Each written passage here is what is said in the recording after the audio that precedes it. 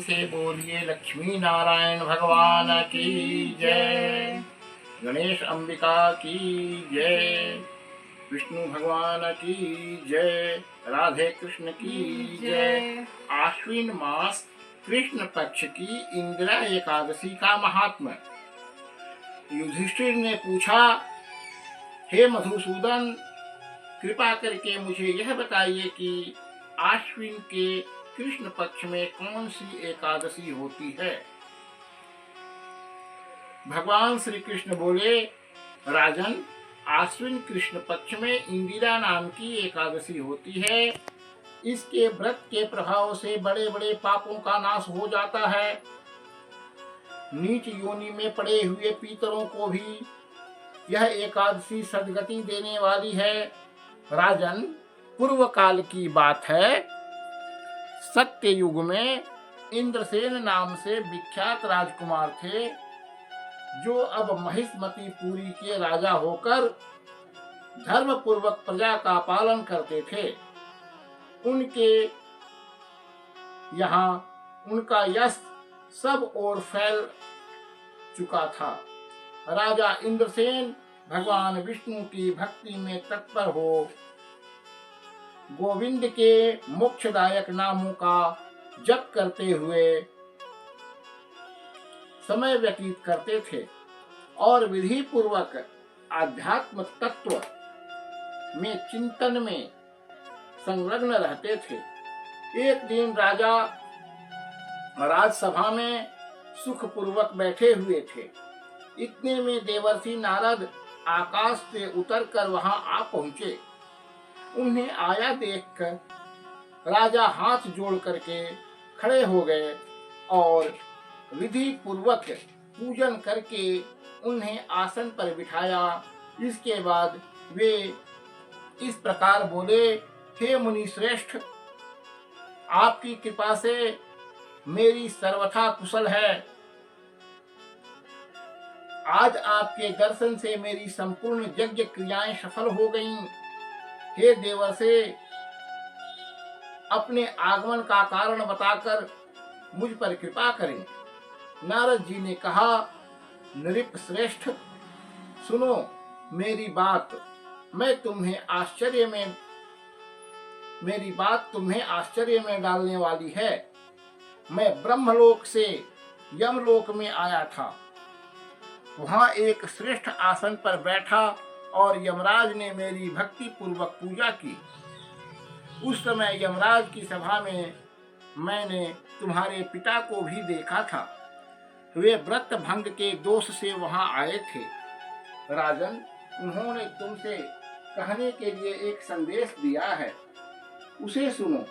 उन्होंने कहा, बेटा, मुझे इंदिरा के व्रत का पुण्य देकर स्वर्ग में भेजो।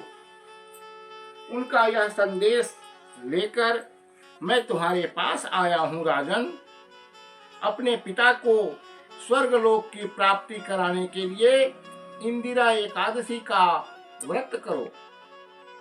राजा ने पूछा, भगवान, कृपा करके इंदिरा एकादशी का व्रत बताइए।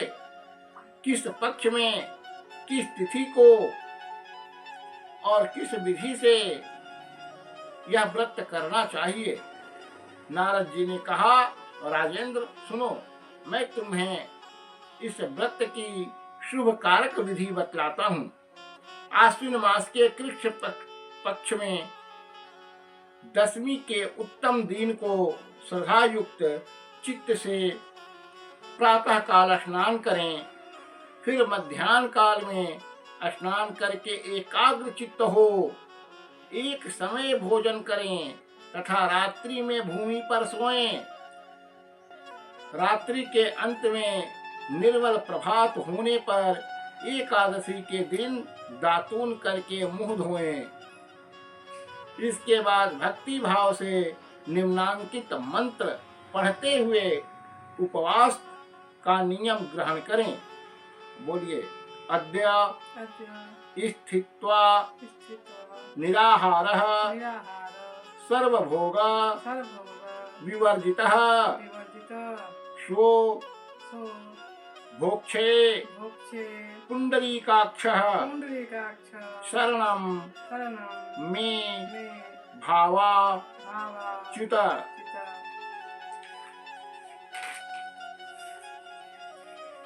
कमल नयन भगवान कमल नयन भगवान नारायण, नारायण आज मैं आज मैं सब भोगों से सब भोगों से अलग हो अलग हो निराहार रहकर निराहार रहकर कल भोजन करूंगी। कल भोजन करूंगी। अच्युत, अचित आप मुझे आप मुझे शरण दें। शरण दें। प्रणाम। इस प्रकार नियम करके मध्याह्न काल में पितरों की प्रसन्नता के लिए शालग्राम शिला के सम्मुख विधि पूर्वक श्राद्ध करें तथा दक्षिणा से ब्राह्मणों का सत्कार करके उन्हें भोजन करावें। पितरों को दिए हुए अन्नमय पिंड को शुंघ कर विद्वान पुरुष गाय को खिला दें। फिर धूप और गंध आदि से भगवान ऋषिकेश का पूजन करके रात्रि में उनके समीप जागरण करें। तत्पश्चात सवेरा होने पर द्वादशी के दिन पुनः भक्ति पूर्वक श्रीहरि का पूजन करें। उसके बाद ब्राह्मणों को भोजन कराकर बंधु बांधवों के साथ, नाती और पुत्र आदि के साथ स्वयं मौन होकर के भोजन करें। राजन, इस विधि से आलस्य रहित होकर तुम इंदिरा का व्रत करो। इससे तुम्हारे पितर भगवान विष्णु के बैकुंठ धाम में चले जाएंगे। भगवान विष्णु कहते हैं, राजन, राजा इंद्रसेन से ऐसा कह करके देवर्षि नारद अंतर्ध्यान हो गए। राजा ने उनकी बताई हुई विधि से अंतःपुरी की रानियों, पुत्रों, भृत्यों सहित उत्तम व्रत का अनुष्ठान किया। कुंती नंदन, व्रत पूर्ण होने पर आकाश से फूलों की वर्षा होने लगी। इंद्रसेन के पिता गरुड़ पर आरूढ़ होकर श्री विष्णु धाम को चले गए और राजा